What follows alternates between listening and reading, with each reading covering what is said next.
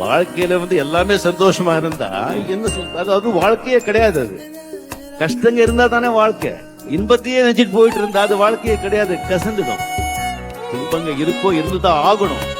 அதுக்காக துன்பத்தை தேடி போக வேண்டாம். பட் வந்தா ரொம்ப நொந்து போக வேண்டாம். ஆண்டவா இருக்கா, நல்லவங்க வாழணும். கொஞ்சம் நேரம் ஆகும், அவ்வளவுதான்.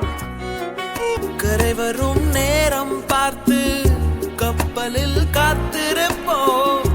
எரிமலை வந்தால் கூட ஏறி நின்று பார்த்தோம். நம்மளை தலையில வச்சு மிதிக்கணும் சொல்றோம். மேல மிதிச்சு நம்ம மேல பணம், அந்த காசு இந்த காசு இல்லைங்க.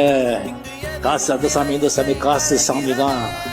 காசு சாமி இருந்தா எல்லா ஆசாமியும் உங்க கிட்ட ஆமா சாமி தான். சரி, வாழ்க்கையில காசு ஆக்சிஜன் மாதிரி காசு டெஃபினட்டா வெளியே வாழ முடியும்.